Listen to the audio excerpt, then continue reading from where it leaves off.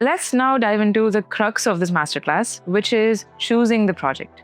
So for many people, this is most of their net worth. So that is the most important decision. How does someone choose a project? What are the different criteria they look at generally? So before we get into project selection, let's first define how do we define success here. Success for any EB-5 investor means two things. They got the green card, why they did this in the first place. And number two, they got their money back. Having said this, let's go back to evaluating how do we work with a regional center. The 5 criteria are track record, job creation, capital stack, exit strategy, and ROI. Okay, let's start with track record. So track record, I assume means track record of the regional center specifically, correct? Correct. Okay, so what am I looking for there? I would use the track record to measure 3 things. How many projects have they done? In those projects, how many times have they been successful in creating enough jobs so people could get a green card? And how many times they've been able to return the investment amount? So this will actually give any prospective investor an idea about who they are working with. What has been basically what you're trying to look is long-term performance of the regional center. Is there a certain number of years that they should have been around for me to feel like, okay, this is good? I always tell people, select a regional center that's been around for at least 7 to 10 years. Why? If you see economic cycles play out every decade or 7 to 10 years, that means if you work with a slightly seasoned regional center, that means they've seen an economic cycle. They have done projects in a bad economy. They have done projects in a good economy. You don't want a regional center that's only survived on a good day. Okay, 7 to 10 years, that is helpful. But is there any limitation in just using track record as a metric for this is a good regional center? There is, I think, some limitations. Sometimes, look, whenever we invest, we are investing today into the future. We don't know what the future holds. Every project will have a new risk, right? So yes, it's like driving by looking in the rear view. So you do have to assign some weightage to what happened in the past, but beyond a point, I think every project that plays out is its own project. We'll talk about risks in depth, in the next section. But for now, track record, look for 7 to 10 years and really look for people who have done a lot of this and gotten people their green cards and the investment back. Correct. And why is that important? Just to touch upon that. Look, for a lot of us, like I've lived in the US, I've worked in the US, so I understand how hard it is to put together $800,000. This is literally a ton of money in any country. So and remember, you're not just making this investment. This is an alternative investment where what you're getting is a green card, which is basically the foundation of your life in America. So this is at stake here. It's a lot of money and also your journey in US or your life in US. So obviously it makes sense to work with somebody who has experience. I'm curious about red flags with respect to track record. Any common red flags that I can look for? I think one of the red flags that we often see are a lot of regional centers who've just entered the industry recent times. This is not to say they are bad, but I'm just saying when you work with a new business or a new regional center, just make sure you do enough due diligence. I think that's very important. All right. Second, you talk about job creation. You said my investment should have created at least 10 US jobs. So what is the minimum requirement and how do they calculate that? Correct. Because jobs, the minimum requirement for this program is 10 jobs. Okay. Now, these don't have to be real jobs. What do I mean by that? Not all of these have to have a W-2. These could be direct and indirect jobs. So let's say if you spend a lot of money constructing something in one block, you get a lot of credits, what is called as indirect jobs. Those are not real people working.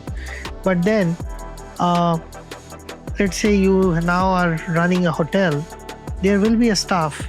Those are real jobs and what we call as direct jobs. So these 10 have to be can be a mix of direct and indirect jobs.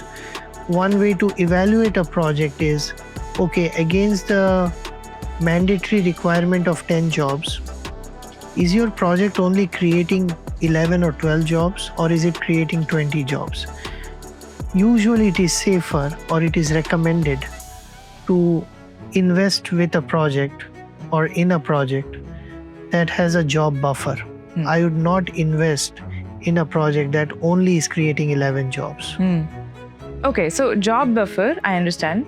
But still, how am I showing proof of any of this? Because you're saying some jobs are not real jobs in the form of W-2s. Any investor goes through the process, what they will realize, everything is very well documented. Okay. The job proof, there are two ways to actually see how many jobs. One, every project has a business plan, which will clearly articulate this is how many, or these are how many jobs that the project will create. On top of it, they also do a periodic job audit, which means every 6 months they will say, hey, this was the projected versus this is where we are today actual. All of this at some point will be approved by USCIS. That has to be. So it's a very well documented, well thought out process. Okay. And this is what a regional center takes care of. Correct. That is their job. Okay. Awesome. You are actually going to hold your regional center accountable for this. We'll talk more about the different roles people play in the next section. So we talked about track record, job creation so far.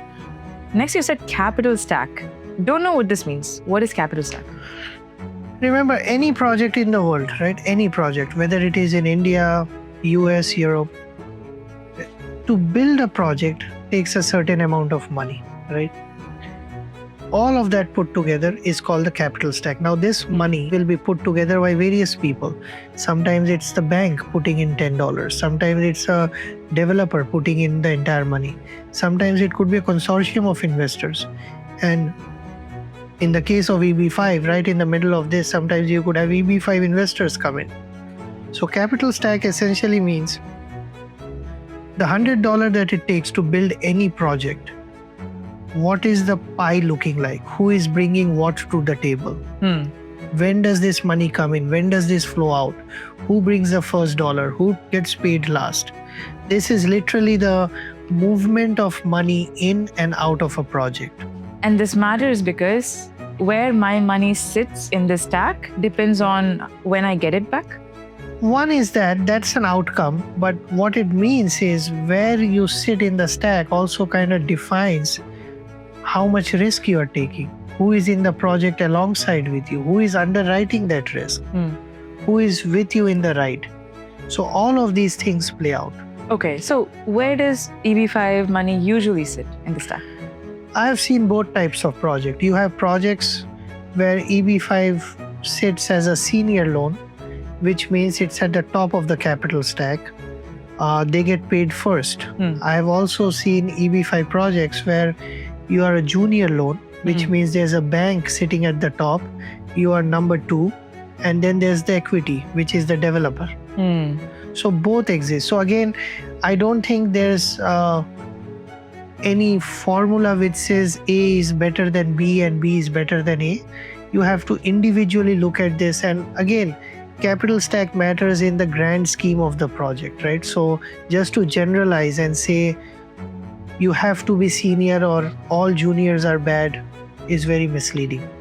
But would you say it's preferable for me to sit in the top of the stack than the bottom? No, I would just say that make sure you understand where you're sitting in the capital stack and understand what it means for you. And does your individual risk tolerance allow you to sit there? Okay. Remember, every investor that has gone through this process ever has a certain risk threshold. And what is very important is you find a project whose risk matches your individual risk threshold. This is just like any other investment you will make in your life, right? Your risk threshold, individual risk threshold has to match the risk of that investment opportunity. So this is again an example of whether you sit on top or you're in the middle, you understand that. I have a follow-up there. If I can sit on the top of the stack, is there a reason why I would still choose a project where it's in the bottom? Sometimes, yes. If you sit at the top, that means who has done the underwriting? Do you feel comfortable with the underwriting? Make sure somebody really credible has done that underwriting. Sitting at the top simply means you're in the driver's seat. You should also know how to drive. Okay. Right? Okay. It's awesome to say I'm in a driver's seat, but do you actually know how to drive? Does that mean I've put most of the money in this project? Not you as in you personally, but a bunch of you, which are all the investors, which is good. But make sure who has underwritten it. It doesn't matter who's put in the money. What is very important to understand the underwriting of that. Okay. So if you truly understand that, and if you trust the regional center who has brought this opportunity, then do it. There are some fantastic projects that have come where you sit at the top. But it is very important to understand the underwriting.